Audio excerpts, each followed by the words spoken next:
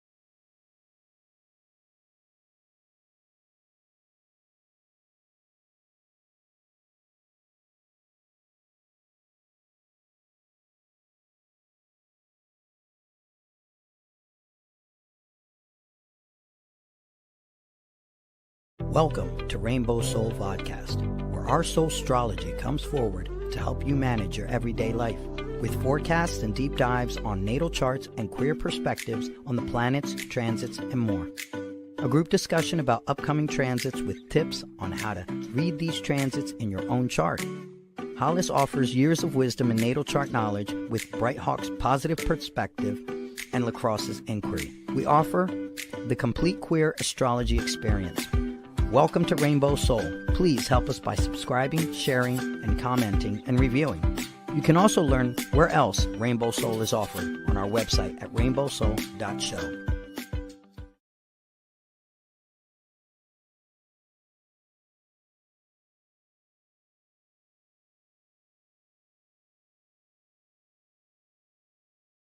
There we go. Now you can hear me better.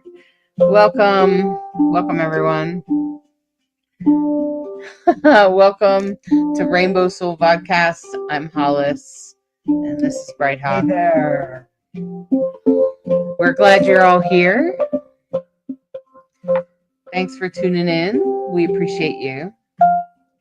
Hey, Lisa. Welcome. I'm glad you're here. Well, lots of energy this week, lots of things happening, and here we are to come and give you an idea of what your week might be like. So take this minute to take a deep breath.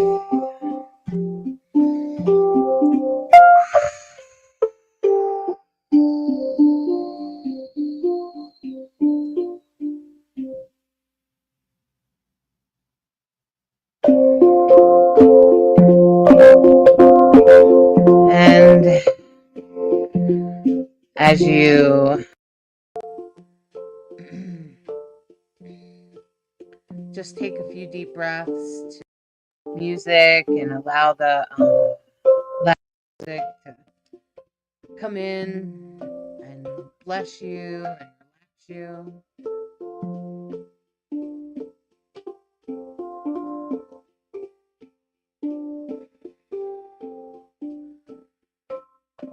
Just take a nice deep breath.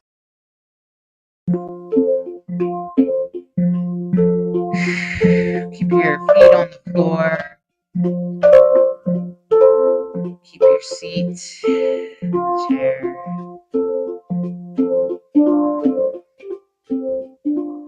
And I want you to imagine yourself lying on the ground in a nice, safe place. No worries about bugs or animals or anyone bothering you. And you stare up into the beautiful sky. And the night sky is lit up with stars. And you feel like you're dreaming.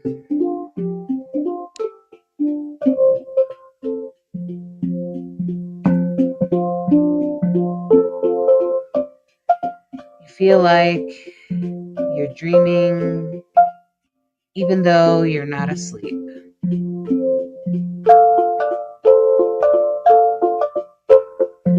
And in that moment, the planet Neptune makes itself clear in the sky.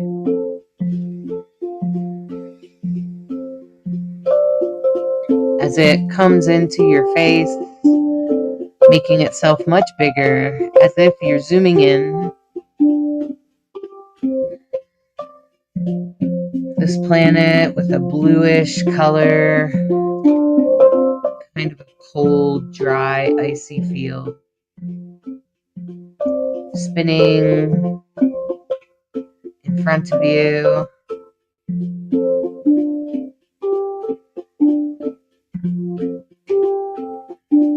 It reminds you of your visions.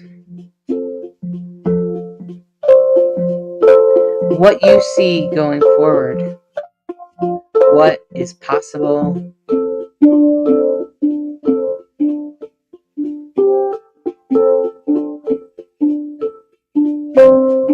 And it's also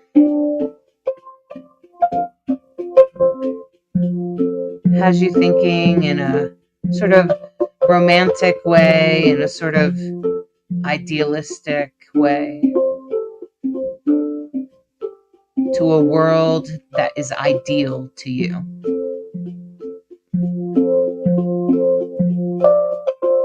What is your vision of the world and how it would be that would just make it perfect?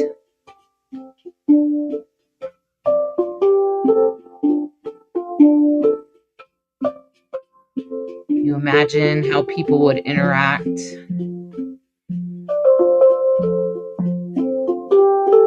how we would handle the planet,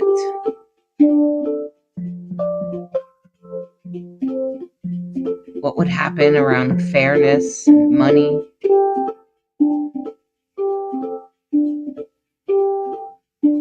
How would we treat our animals, our nature?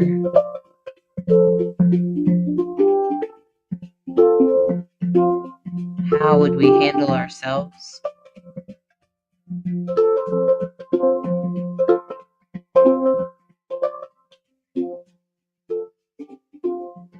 And just as the perfect world comes into mind, the perfect vision, perfect dream, you feel the fire beneath, the warmth beneath you building, pushing you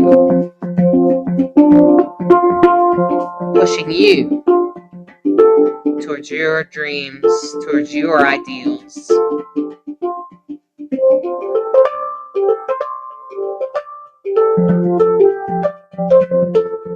Pushing you to make that vision happen. How could you possibly influence us in that direction? How could you help the world? How could you help each other? How could you help your loved ones? How could you push the world to a better place?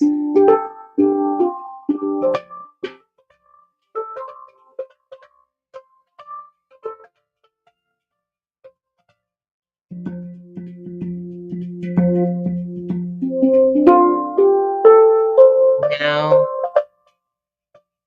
you know what to do next, and you have 14 years.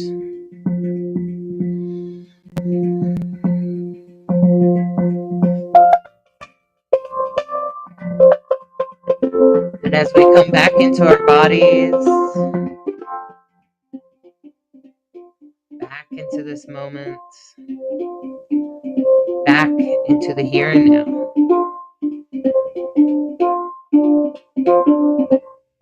you are assured that anything is possible.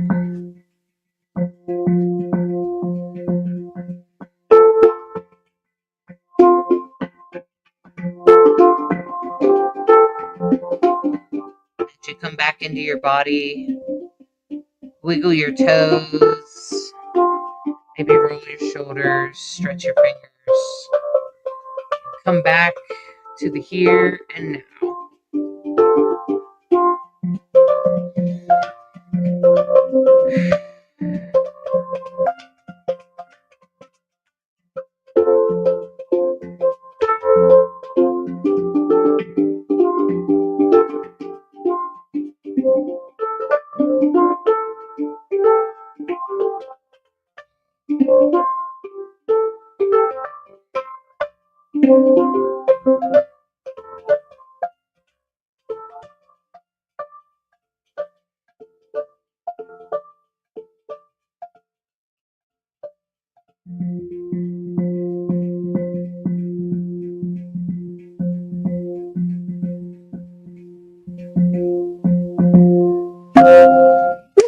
Well done, Bright Hawk. Well done. Well, thank you. Thank you very much. Well done. All right, everyone. Did you feel it? Did you feel I it? felt it. Yesterday, today? Maybe you it. felt it over the weekend. Did you feel Neptune move into Aries? Did you feel that really gentle shift? Just wondering. It might depend.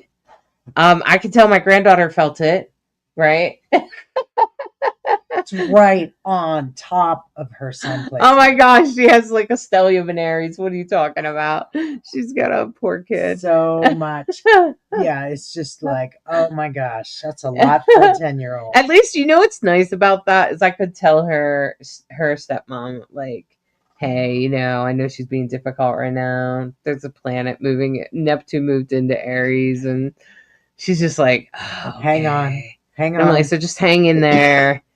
There's a lot going on for Aries right now. She's going to have a big couple of years. So if you have some planets in Aries or even opposite of Aries, so that would be Libra, those in particular, Aries and Libra, plus everything in a square to that. So that's going to be like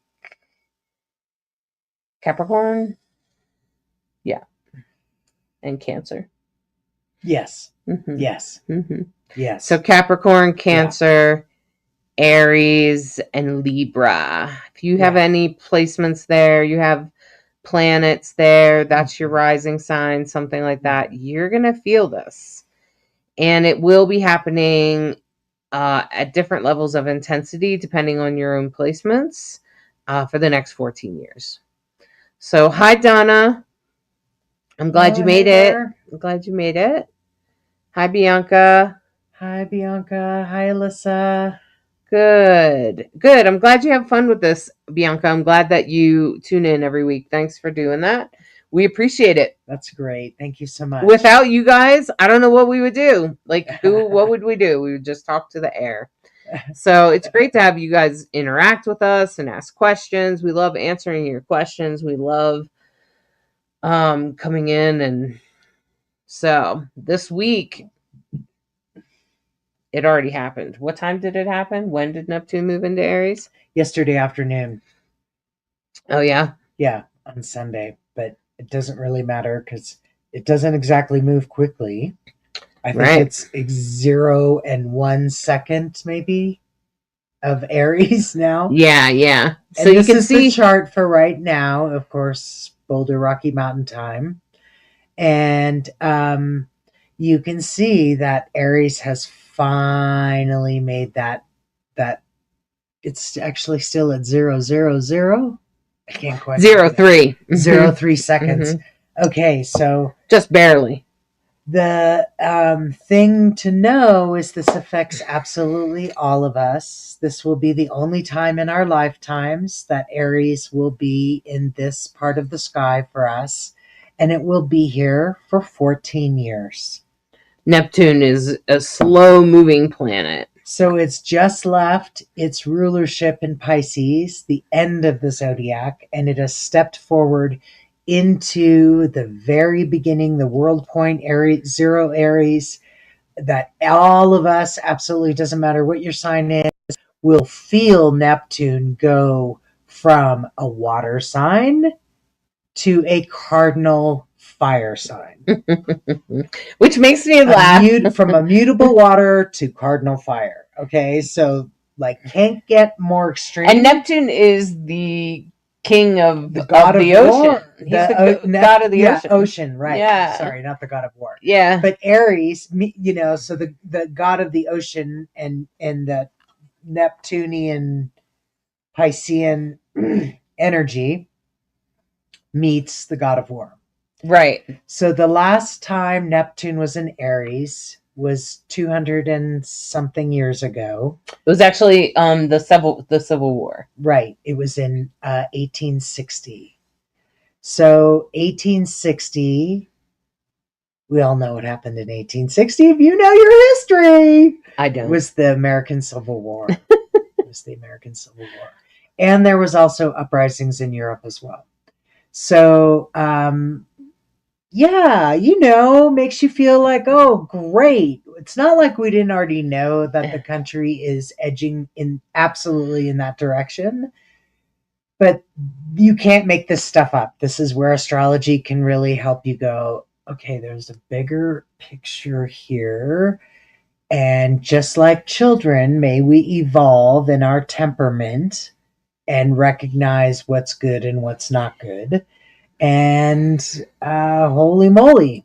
So I think I talked about it a little bit last week, but I just want to talk a little bit more about Neptune and Aries in the next 14 years. And we'll probably see, it's going to move in and out of Aries right now. So it'll stay in Aries now until I think it's October, and then it will turn around and come back into Pisces in October, and then it will turn around and go back into Aries again in I think February, March of 2026.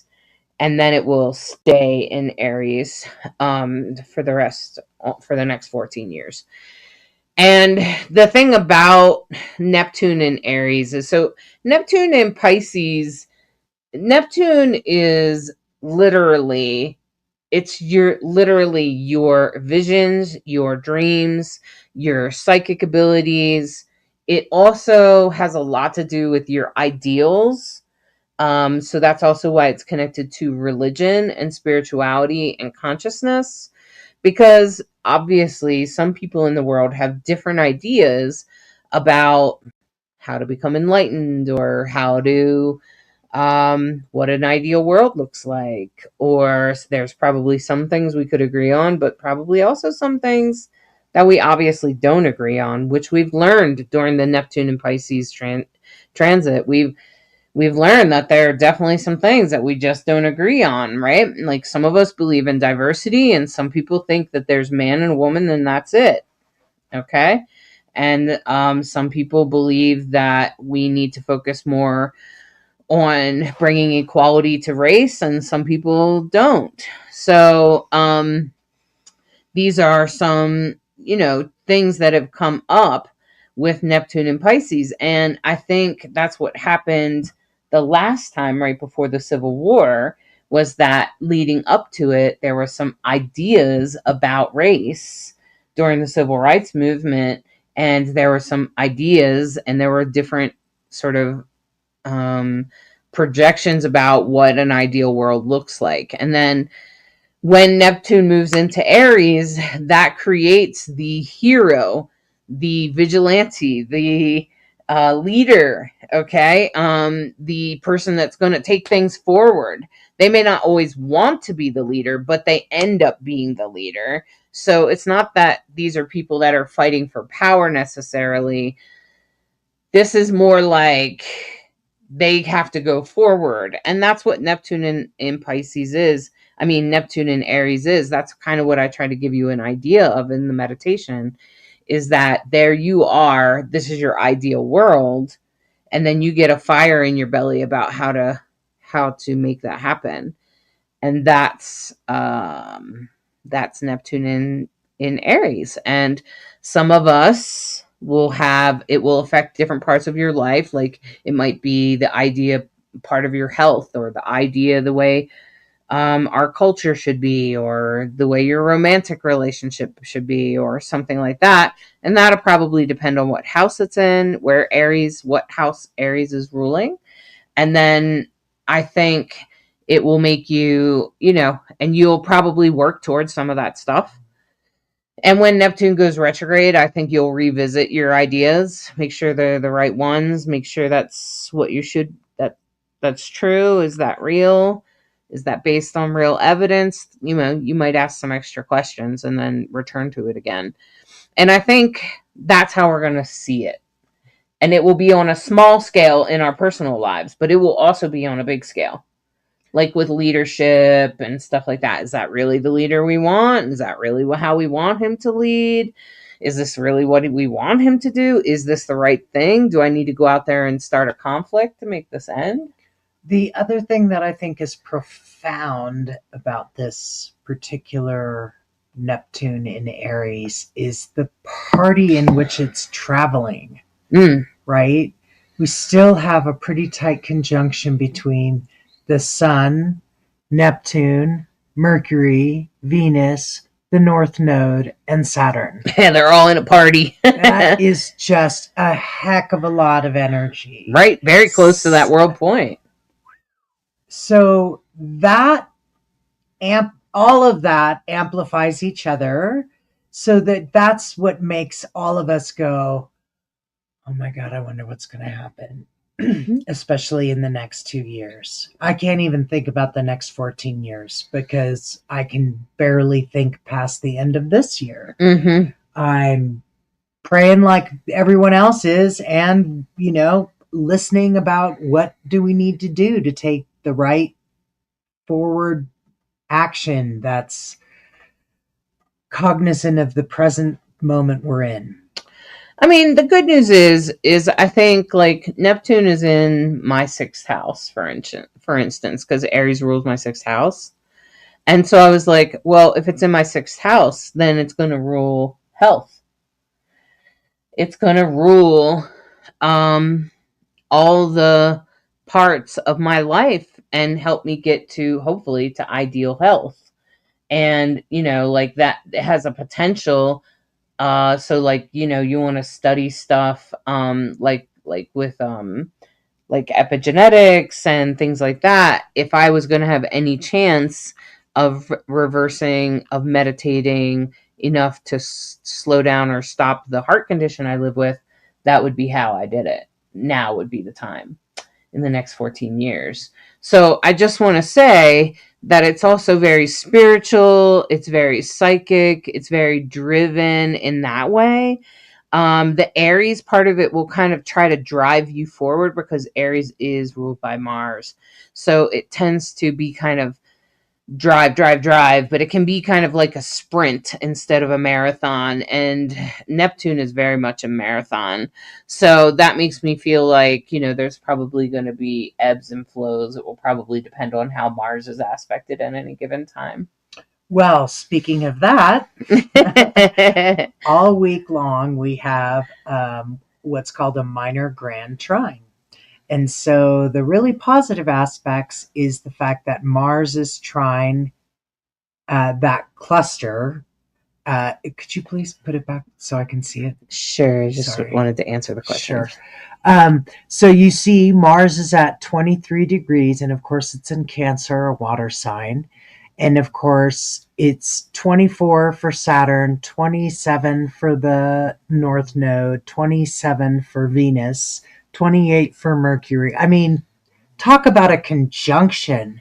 And so all of that, those trines, water. So we're in a positive conversation with Mars. And then we have sextiles to Uranus and the moon. So Uranus and the moon are in a different element. They're in the earth element of Taurus. And so a minor grand trine is a very positive aspect. The moon with Uranus is going to be, you might surprise yourself that you might change your opinion about something. Uranus is surprises. The moon likes being in Taurus. Of course, Taurus is the house of good things, grounded energy, a good meal, can be a little fixed, kind of on the stubborn side, not quick to change at all, but likes the finer things in life.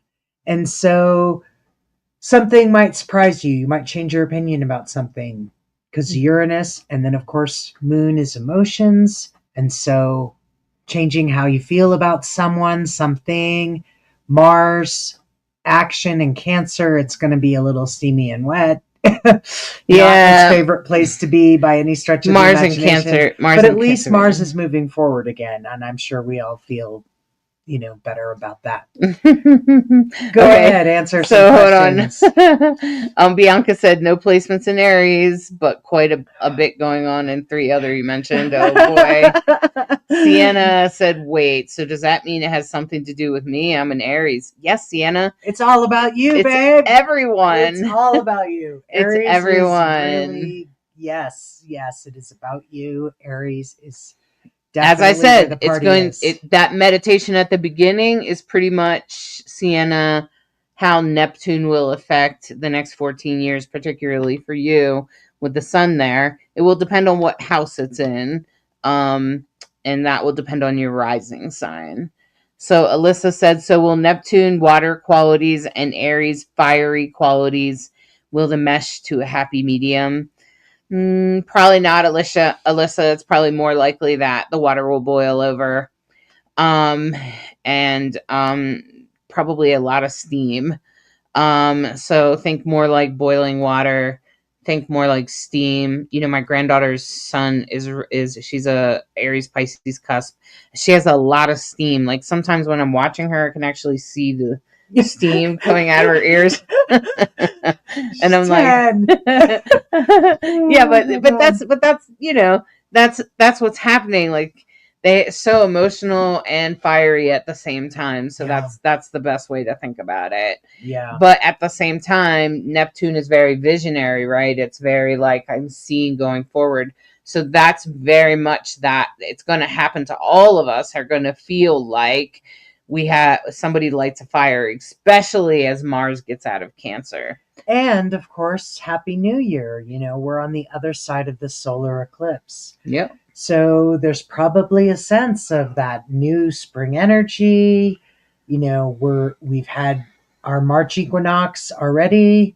And now as we move forward and these big planetary energies like Neptune impact everybody. And so it's definitely yeah, it's a big time. So Bianca said, got some pretty stressful health news this week. My PC seems to think I may have been misdiagnosed as type 2 diabetic for 3 years now and actually be a type 1 of LADA. She's changed my meds around and it's a mess. Yes, Neptune has a lot to do with illusions, Bianca. What is your rising sign, Bianca? Makes me think Neptune could be it's either in your first house or in your sixth house. Huh? Or maybe it's just near your sun or something like that. Chloe, yes, both of us do astrology readings. You can get a reading from either one of us. Our websites are in the description, so you can easily get a reading there. We do personal readings, and there's lots of people that will vouch for those readings. Chloe said, I have Neptune in my 12th house in the sign of Aquarius. Aries is really my second house. Okay, so Chloe, that's the house of money and values. So, you know, you might go through some changes in that area in the next 14 years. It might just be a shift in your perspective about how the money comes in or how the money is made or even how it's spent. Alyssa said, my Aries placements are Venus, Jupiter, and the MC. Woo! You got a lot going on in Aries there, Alyssa. All in the 9th and 10th house and MC right in between, of course. So, yeah, so as Aries moves through there, the 9th house is usually spirituality, spiritual awakenings, and stuff like that. And as it moves over your MC, that's what you offer the world. It's what you bring the world, probably your job, probably your career. It could also be other things that you do for the world, like volunteering or anything else that's super public. That's going to land there. So it's going to change your public image, Alyssa. So it could be, you know, your work or whatever. And Bianca's a Cancer rising. So Aries is in the 11th house. Yes. Nope. It's also up at the top of your sky, Bianca. So, yeah. If it's a Cancer rising, I'm pretty sure it's the first house. Okay. So if Aries is your first house, that's your identity. And the first house is also your vitality, your health. Yep. Okay. Oops. That's not what I meant to do. I meant to do this. All right. And so that's, you know, today we're really going to be noticing it just after that eclipse. We'll really be noticing the, you know, Neptune moving into Aries. We had the eclipse, what was that, Sunday, and then Neptune into Aries on Monday. And as we go on the rest of this week, I am encouraged by the trine between Uranus, Mars, and Saturn. I feel like that's really good, particularly for helping us find our path, particularly with the system, and particularly with anything that has to do with our own personal system, teachers, education, but also like the actual system, the government and things like that. That trine there could really help us. I think it's really good. Help us take action towards putting us on the right path. Good. I am encouraged by that, even though Mercury and Venus are both retrograde in Pisces. I think that Pisces, first of all, is exalted. Venus is exalted in Pisces. So I think you were going to try to say that, yeah. So then I think it's less stressful. Yeah, I felt like when Venus crossed out of Aries into Pisces, it just got a little easier. It just got a little easier. And didn't feel so. Yeah. Venus in Aries just in retrograde, very uncomfortable, and it seemed like there was a lot of people echoed that. Mm-hmm. Stressful, uncomfortable, no energy, all that kind of thing. So I think the minor trine is really great, and I think I can see we have a void moon on Tuesday night. Right. So so I'll be curious. Did anyone notice the void moon yesterday? So Sunday, we had a void moon all day long. At least in the Rocky Mountains, it started like 8 a.m. and it finished at 8 p.m. It was like all day long. And the one that we had last Wednesday, I noticed it was in Pisces, and it was like a wet blanket for you. Yeah, it was like a wet blanket. But in Aries, you didn't notice it barely at all. No. It was just nice and chill. Mm-hmm. So now I'm like, wow, this is why we talk about where's the moon, what sign is it in, what's going on. So now, Tuesday, the moon is, because on Saturday when we had the eclipse, of course, it was in Aries, right? Now it's already moved through Taurus, and now it's on its way to Gemini. Tuesday night, it'll be like a 3-hour, just under 3-hour void moon. And of course, if you haven't heard us before, the void is that moment when the moon, which represents mother, it represents emotions, it represents our our intuition, our inner landscape. And it has a great deal of influence. It changes signs every 2.5 days. And so there's this moment before it changes between each thing. And the in between, we call that the void of course moon. And it's when it's this, and we've already talked about the difference between Pisces and Aries. Holy moly. Now we're going from Aries to Gemini, which is an air sign and thinking and networking. It's ruled by Mercury. It's all about communication and very good at communication. So the waxing moon now is going to go into the void, goes void on Tuesday night for 3 hours. And so this would be a void of course moon in an air sign. So your mental energy might not be as big, right? And what we've noticed about void moons is if it's in a water sign, it can literally feel like you're wearing a wet blanket. It might depend on your placements, because I was thinking, my sun was opposite of the moon. I was thinking that too. Yeah. Let us know. We'd love to know. So was Sunday super chill for you? No drama?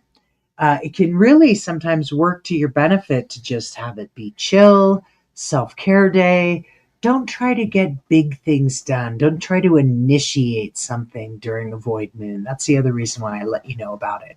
Because you're going to be like, God, I had this meeting and nobody showed up, or everybody fell asleep, or, what's going on? Why does everybody not have and also, if you're a reader or you get readings, avoid the void of course moon. They'll do better on the different days. It's just going to be a real flat time for both you and the reader. So that's why we let you know, because we're here to help you make it easier. Yeah, so after Tuesday's void moon, the rest of the week, I feel like Neptune and Aries is the big highlight. Yeah, for reals. And that, that minor grand trine is definitely, we're all going to feel it. And then the conversation on Wednesday is the moon and Jupiter. And so, of course, Jupiter has been in Gemini for quite a long time. And eventually, later this year, it will move out of Gemini. So Jupiter makes everything bigger. So on Wednesday, careful about big emotions. I'm just going to say it, because you could say things that you can't take back. Jupiter, air sign. Especially any talking behind anyone else's back or any kind of what I would call two-faced behavior. Right, right, because Gemini is the twins. Yeah, yeah, so it was chill for me on Sunday. Good to know. Me I'm too, always really Patty. Curious.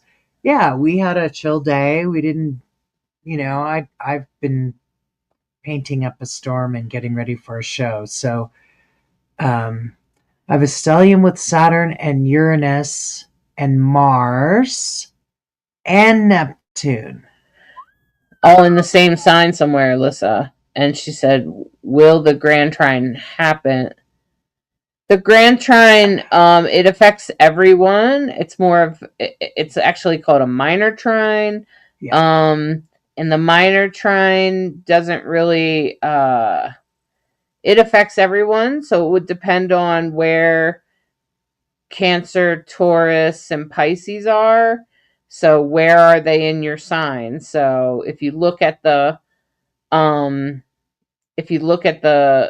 chart, you can see that Mars is in Cancer at the top there. It's kind of like that circle with the arrow on it, and it's in Cancer. That's what the sign is in.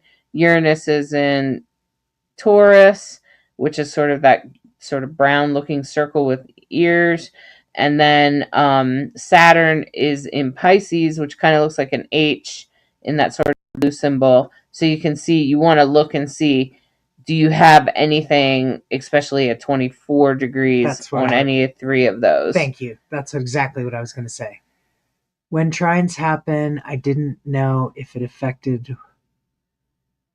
You want to change the thing so I'm reading the right one. When trine happens, I didn't know if it affected more than one. Sorry, if I could talk, that would be helpful. I totally understand where everybody Mercury is retrograde. So let me try to talk to that a little bit, Alyssa. So when this minor trine happens, definitely it will affect everyone as an overview, okay? Personally, if you have anything at 24 degrees on any of those three signs, that you will feel it more intensely. It will affect you more. And if you want to know what areas of your life it will affect, you want to look for the end of Cancer, the last 5 degrees of Cancer, Taurus, or Pisces, because that's the area of your life that it's at. So like a lot of times when I look at your transit on your chart, I put, I make your regular birth chart and then I put the transit on the outside. So if you had your sun at 24 degrees Taurus, I'm going to see here that Uranus is on top of it. So you're going to feel that a whole lot more. So that's what you're looking for. You want to look and see if you're going to feel that intensely. You're going to want to look and see if you have anything around 22, 21, 23, even into all the way to like almost 30, like 28, 29, any of those degrees in any of those three signs: Cancer, Pisces, and Taurus. Okay? So that's what you're looking for. Not where your Saturn and whatnot are. It's more about where are these planets in your chart, right? Just like where is Mars right now? Mars is in Cancer. So wherever Cancer is in your chart, where Cancer and Leo meets, Mars is going to meet up there this spring. So just like Neptune just moved into Aries. And so you want to look at where Pisces and Aries meet on your chart. And that's where Neptune is right now. And are there any other planets there? If it is, you're going to feel it more intensely. Okay. And then as we get onwards in the week, I can see that we mostly still have a lot of the same stuff going on. I'm glad that the sun is moving away from Neptune. And I feel like we do have a void moon that night. Yeah, again, just a few hours, Thursday night. And you also have a T-square with the moon. The moon, so a T-square is, the base of it is the nodes. The south node is still in, of course, has now moved into Virgo. It's directly on top of my ascendant. So the orientation of this chart is exactly what my chart looks like, precisely, because that's exactly where the south node is on my ascendant. So this party that's going on in Pisces and Virgo and Aries, you have one side of the chart just like almost like top heavy, right? And if you go up to the top of the triangle, which is where the moon is, it's in a T-square with Mercury and Venus, Neptune and Saturn, the north node and the south node. So what would that mean, Hollis? First thing I would notice is that, number one, the moon has come home to Cancer. When the moon is home in Cancer, how do we all feel when we get home? Assuming, take off your shoes, get comfortable, you're glad you're home. Oh, hey, Mars, you're still here, huh? Right. Stay in your side of the house. At least it's on the other side, yeah.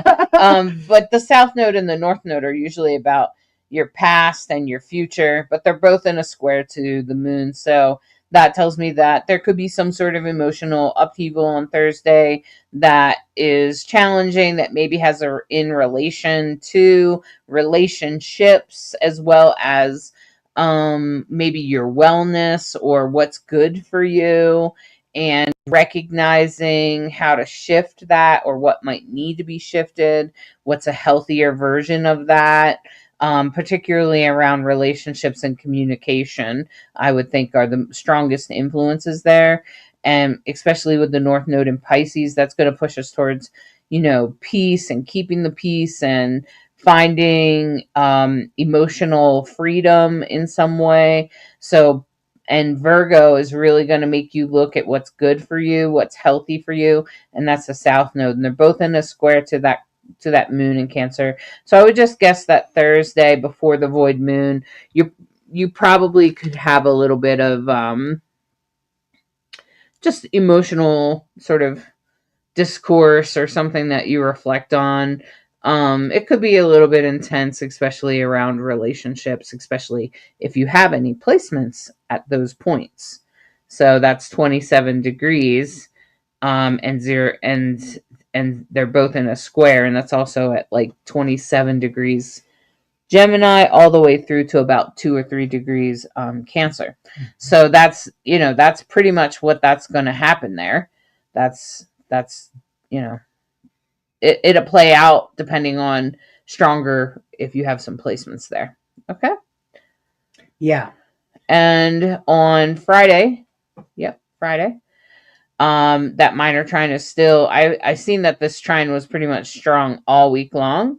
I feel like it's really going to help things come together, particularly, especially as Venus moves back towards Saturn. I feel like you're going to be able to figure out a way to make these relationships work, especially if you were really challenged with some relationship stuff just a couple of weeks ago.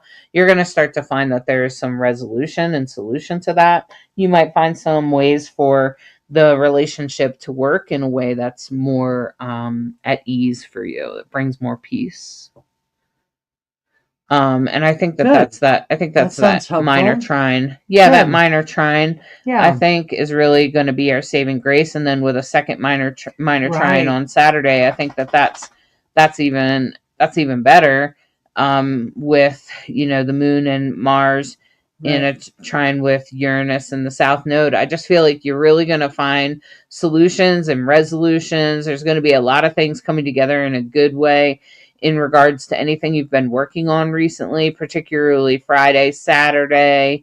And I think that that's really going to work well for you, especially if you have any placements in Cancer, and in the late degrees of Pisces.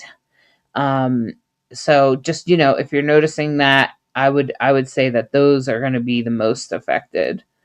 And if you're doing anything on Saturday night, if you work any graveyard shifts, you should have a pretty chill Saturday night.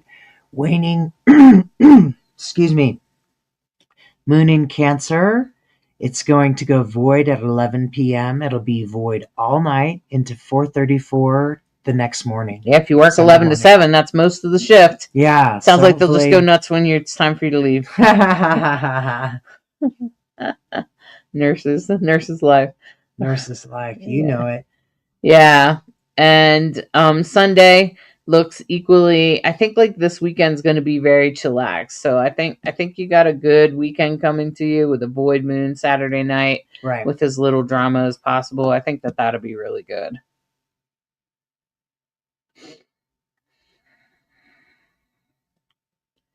And I think we'll be doing really good. So let's bring up. Okay, so Alyssa said, thank you for explaining it. I'll dig more into it, looking for those signs and degrees. I know that my North Node is 24 degrees Pisces. Yeah, so you're definitely feeling all that stuff. Yes, Alyssa. For sure. And your Sun is in Pisces too. Yeah, but so it doesn't matter what planet goes over it. Any of the planets moving through Pisces, which is a lot, especially in those degrees, in those last 5 degrees. There's 30 degrees in each zodiac. So in the last 5 degrees of every sign, in the last 5 degrees of Pisces is where most things are right now. If you have anything in the last 5 degrees between 20, even 24 through 30, you're going to feel that. It's going to be intense. You're going to definitely feel that. And the North Node and Venus are going backwards. So they're headed towards the 24 degrees. They're on their way there. And so when it's heading towards, it tends to intensify things. And when things are moving away from, it tends to sort of resolve. Things start to come into resolution. Okay. Separating aspect. All right. So now let's do, I think I'm going to do the horoscopes based on Neptune and Aries, which is actually today, but this will also, it will apply for your whole life, for the next 14 years. Okay. Because this is a long-term transit. This is not a quick transit. Okay, you guys, this is 14 years. No joke about that. Okay. So you have to kind of think about that. So, in the next 14 years, Neptune will be in your Aries sign, and this will mostly just apply to your rising sign. So hopefully you know what your rising sign is. If you don't, let me just say, if you don't, there's an easy thing. You can go on our website. You can go on my website here, and you can get this guide right here, and it will tell you how to get your rising sign. If for some reason you don't know your time of birth, which will make a difference, then you can come to me and I'll give you a rectified chart, which is kind of where, based on your looks, based on your personality, and based on your life events, I determine what your rising sign might be. It might take me half an hour, 45 minutes to an hour, so you need a full reading to do it. But I can figure out and give you a good guess, a rectification. It applies most to your rising sign because actually most of us are growing into our rising sign, and your rising sign actually is what influences what house it's in. So, in other words, if you take a look here at this, if you take a look at this chart, Bianca, let me just take down that. Let me just do this one. All right. If you take a look here, you can see, let me go back to today and go back to day, hours. You want to just hit now? It is now. Okay. And then do hours.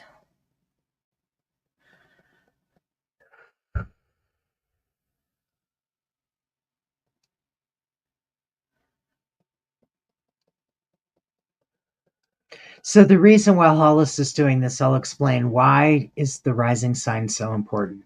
So as you can see, Hollis is lining up the first sign of the zodiac, which is Aries, onto the rising, which if you were just doing a regular clock, it would be 9 o'clock, right? But you can see if you look at the circle inside, it goes 1 through 12 this way, right? And the reason why the rising is so important is it tells us the orientation of this particular wheel. Then we know which sign, which zodiac sign goes with each house.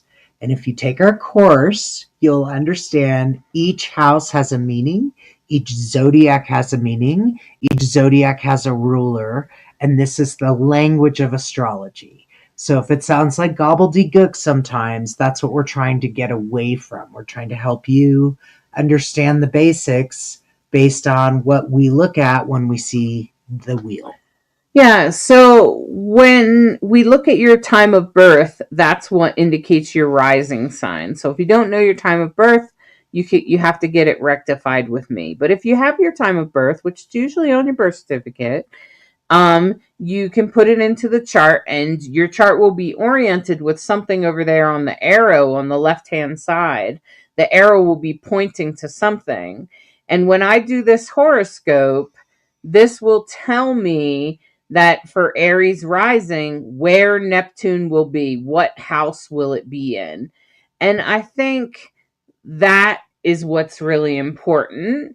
And so if you just watch when I do it, you can see it moves from this left-hand side here, from that left-hand side right there. You see that?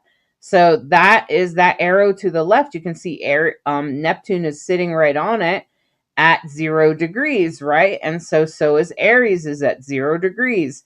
So this tells me that Neptune's moving into Aries.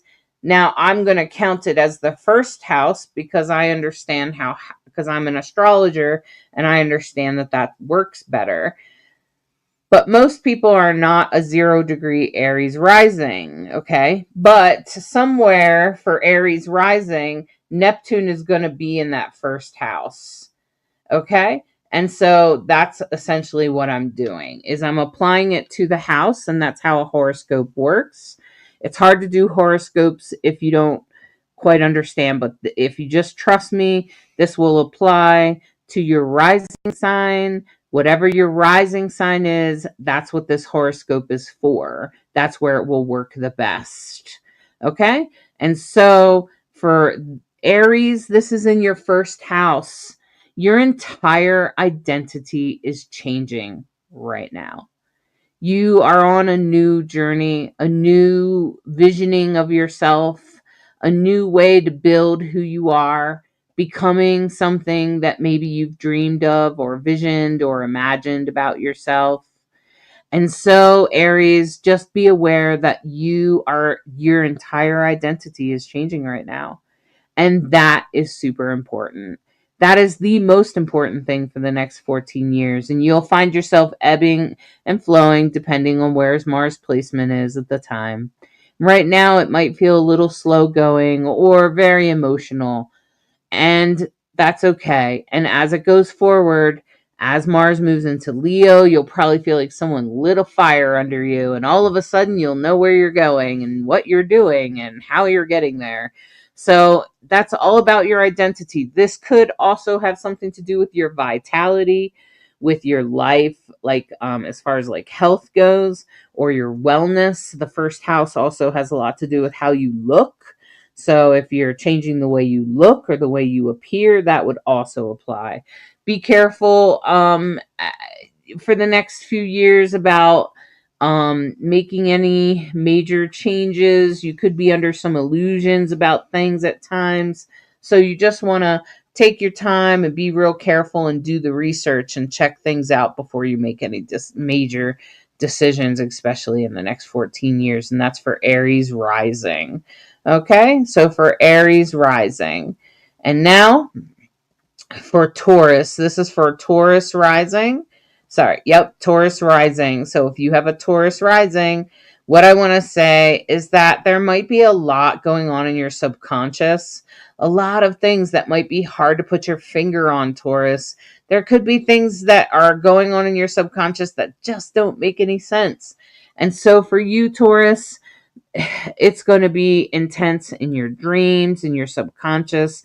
Your psychic abilities could be developed, or you could have some sort of relationship with hospitals, nursing homes, and rehabs, and places like that. And so this is this is very important. Okay. You just took out the extras. And this is very important as far as like, this is very important as far as like your psychic abilities or your spirituality, those kinds of things. Pay attention to that, even though you may not know exactly, you may not completely understand where you're going. Just trust your intuition is the best advice I can give you, Taurus. Trust your intuition, because that will be everything.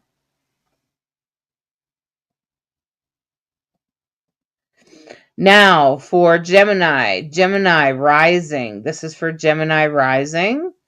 Gemini rising, oh boy. This is going to be all about the people you know. This is all about how those people treat you, how you get along with them, what the power dynamic is, Gemini.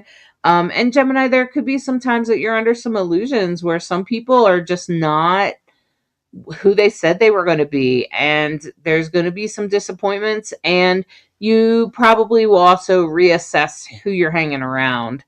And there's some influences on you that may not feel so great, where you realize some people are not so great, especially those that are very influential over you. So that would be like friends, that could be like anyone that's in power over you, including coworkers and your boss.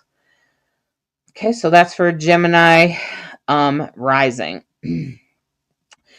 And now we're going to move on to Cancer rising. This is for Cancer. Cancer rising. What I'm going to say is this has everything to do with your work. This has everything to do with your work and your job and everything that has to do with that.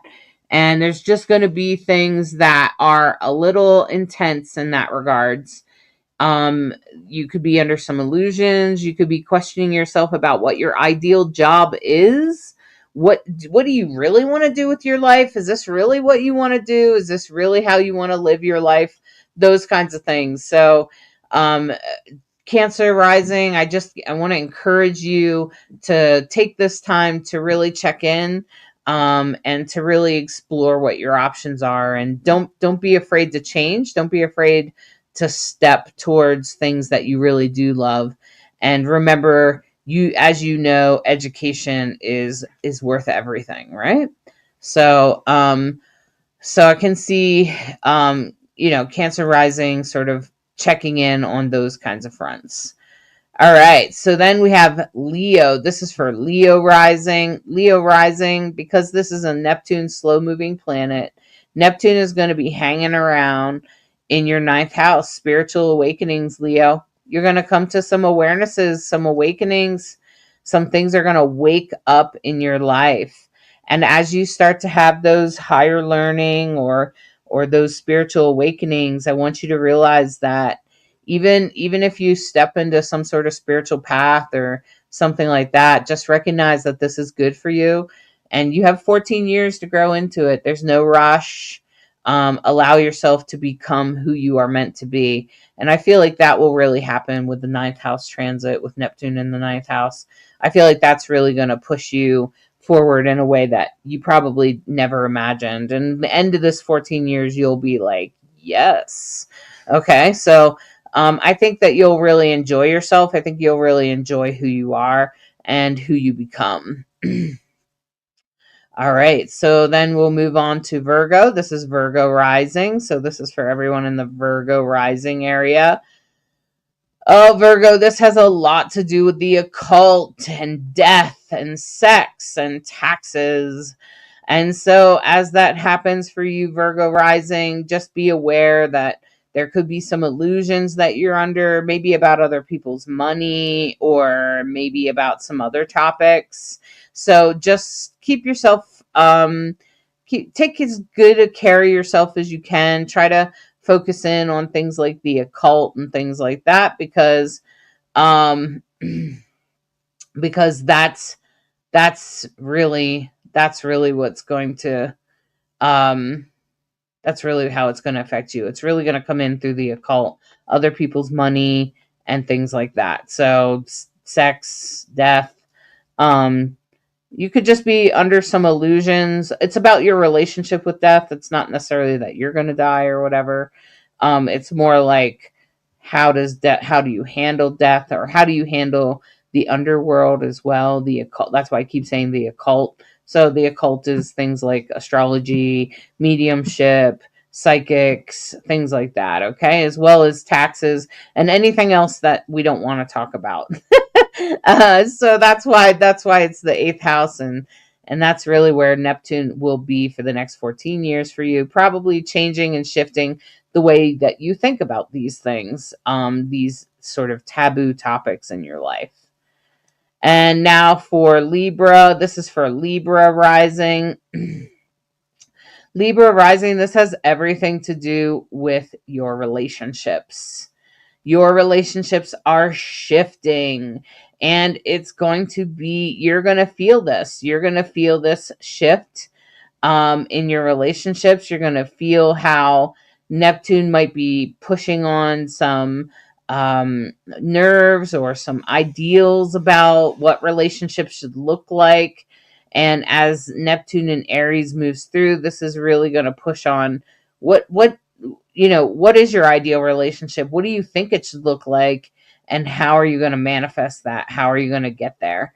And that's pretty much what Libra rising. It's going to have a lot to do with like romantic relationships, friendships, even your family relationships, friends, or any close people that you live with day to day. It's more those people. Okay?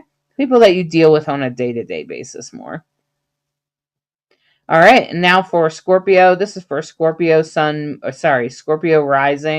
Scorpio rising, this is very much about your health.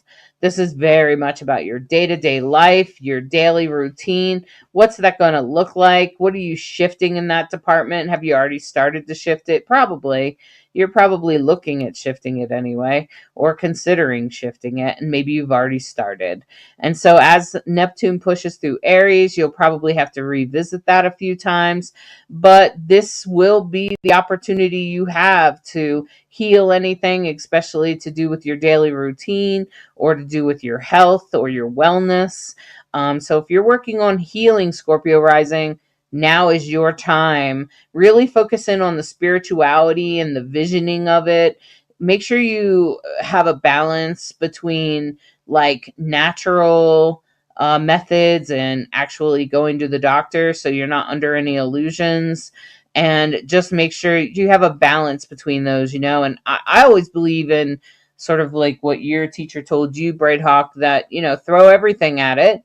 Throw the regular medicine at it and meditate too and pray on it too. And, herbal and homeopathic and whatever works. Everything all at once. And that's pretty much what I do. So that's, and I try to day-to-day habits make a big deal. What you eat is more important than you ever believed. Although it seems obvious to me. I mean, you are putting it in your mouth every single day. Yeah, So, you would think that the world would recognize. Yeah. So, it's funny to me. But this is the time, Scorpio rising. This is the time to visit that. What do you do with your day-to-day life? What is it about your health? What is it about your wellness? What can you handle? And so Neptune's really going to help you set ideals of what you really want for the next 14 years and to get them done, especially in Aries. All right. And now as we move on to Sagittarius, this is for Sagittarius rising. Sagittarius rising. This is very, very much about, hold on. This is very much about your family of origin and about your, about your family of origin and your romantic life. So including children. So anything that has to do with that, Sagittarius, you want to pay attention to that. You want to pay attention to how Neptune maybe changes your ideas, maybe changes the way you see things, and maybe even pushes you to make changes that you need to make that are better suited for you and your family, or the children in your life, or even your romantic relationship, and probably any creative outlets that you work on, any things that you manifest or make. We usually also put those in the 5th house. Okay, and so that's for Sagittarius rising. Sagittarius rising. And now for Capricorn. This is for Capricorn rising. Now, Capricorn rising, this has everything to do with communication for you. Communicating, how are you communicating? How are you feeling about your community? How do you relate to your community? Is your community the right community? Maybe you need to change or shift who they are or how you interact with them at the very least, and who is in your community. And this will also have to do with siblings or partners, or anyone that you work very closely with. Okay. So probably not romantic partners as much as it would be like, others. Okay. So this is mostly for Capricorn rising. And now for Aquarius rising. Aquarius, this is very much to do with money. So money is very much about how you spend your money, where you make your money, how and who you spend it on, and what you spend it on. So people with that Aquarius, I feel like Aquarius rising makes me think about like all the boycotts and things like that are going on. So that kind of thing, that's very much Aquarius. And you can see Pluto's right on the ascendant there. And so, Aquarius, you're already going through lots of personal changes, but you'll also notice some shifts over the next 14 years in regards to your money, how you save it, how you make it, how you spend it, the whole nine, the whole bits around. And by the time Neptune's done with you in 14 years, you'll probably be better off. All right. And then we'll move into Pisces. So this is Pisces. Pisces, let me just say, as Neptune moves out of your sign, I think that that's pretty significant, because Neptune has been there in your sign for like the last 14 years. And it is now moving out of your identity. You're probably going to notice and realize at least who you want to be, or how you want to be. So Pisces rising, you've already know exactly who you are. You know who you want to be. You know how you want to manifest yourself, and now it's just a matter of doing it. So I think that now that Neptune is sort of done with you, maybe you've started to make some changes and some shifts, and you are really a different person than you were 14 years ago, and I'm sure that you've come a long way. And so now it is time for you to embrace these changes, because, you still got Saturn is going to finish its transit. Now, Neptune and Saturn will dip back into Pisces and test you and make sure that you're really solid in those foundations. So go ahead and grasp those changes that you've been making. Just get back up. Just get back up. If you fell down, it's no big. Just get back up. And I think that's the most important thing for Pisces to remember, because Neptune is leaving there, right? Mm-hmm. And so it's a little bit different energy. So yeah. So, why does it do that? Okay. All right. Wow. Okay. All right, StreamYard. Okay. Oh, double Libra daughter. Always. Libras struggle with relationships, period. Yeah. So,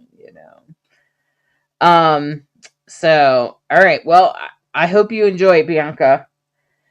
Do the meditation at the beginning. It'll really help you understand Neptune and Aries. So, will it be over email? No, JR.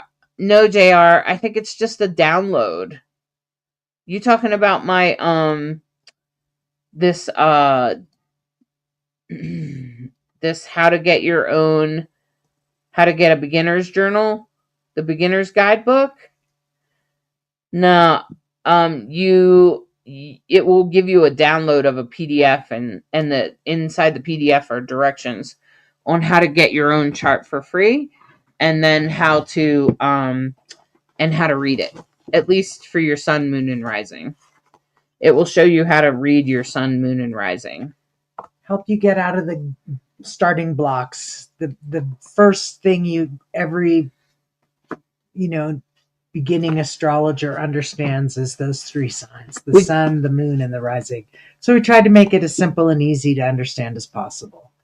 And 50% off. You listen to us, you get the code. It makes it real easy. It's just a few bucks, and makes it so much easier to understand. And then once you get that, you're like, oh, I want more. We have a course also at the same site, and it's a 5-part course that goes over all the stuff that we talk about in the course of this podcast. And a lot of folks have said little testimonials. Wow, I totally understand the podcast so much better now that I understand the basics about astrology. And we're always trying to break it down and make it really easy. So we're your bridge. Yeah. Between you and the stars. That's right. So, we really appreciate y'all. Right, exactly. All right, so I'm going to pull 3 cards from the Love is Love deck. This deck is done by each picture is done by a different LGBTQ artist. Fascinating. And so the first card here is about our past. And this is very much the Queen of Pentacles.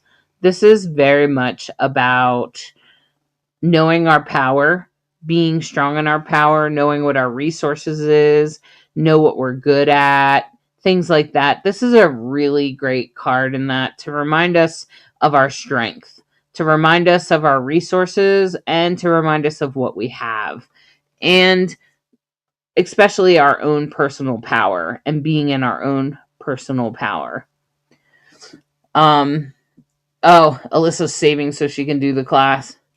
Well, Alyssa, I'll give you a hint. There's like a huge coupon on my page, Divine Androgen.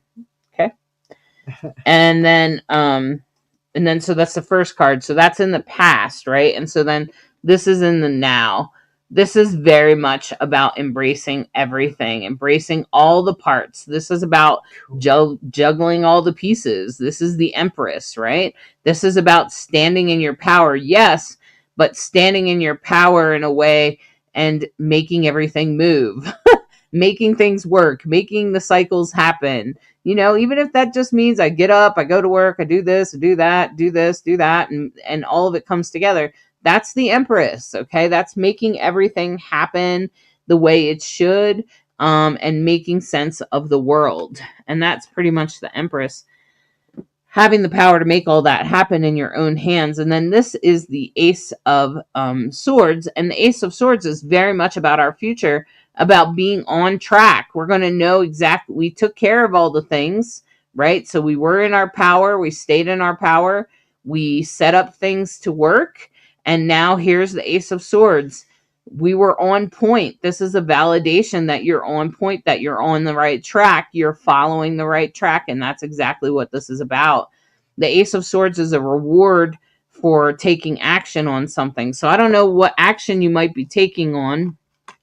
Maybe there was something in the past that had to do with you staying in your power or being in your power and having the resources to be in your power.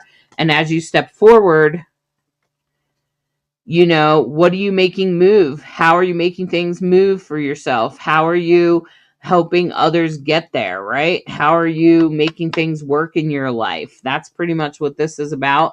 And as things are working, just know that you're making the right action and you will be rewarded. Things will go well. Things will start to come together. Things are going to go together in a good way for in your personal life. All right. Wow. That's an amazing reading. Especially since this weekend is supposed to be pretty good, eh? Yeah. And we're only 48 hours on the other side of a solstice, solar eclipse. And that last card totally reminded me of that. So it does. It feels like there's a dawning new energy, and ride that energy, find that spark within, and light up the world, folks, because there's only one of you, and you're important. You are needed, and we're grateful that you took this time to listen to Rainbow Soulstrology, where we try to be a bridge between you and the stars. Thanks so much for likes and comments and subscribing. Really, it actually helps a lot. It does. Thank you. Have a great week. Good night. Thank you for listening to this week's Soulstrology and subscribing, liking, sharing, and reviewing. We hope you enjoy this dose of Soulstrology and encourage you to embrace the week ahead with an open mind and heart so that you may integrate the deepest of lessons from the stars. Take a moment to step outside and honor the planets, stars, and moon in the sky with your heart. Integrate the messages that resonate and leave the rest for someone else. We deeply appreciate each and every one of you. Always remember that you are a perfectly unique human with an exclusive star map of your destiny, your soul purpose, and your heart's desire. Thank you again for tuning in to Rainbow Soul.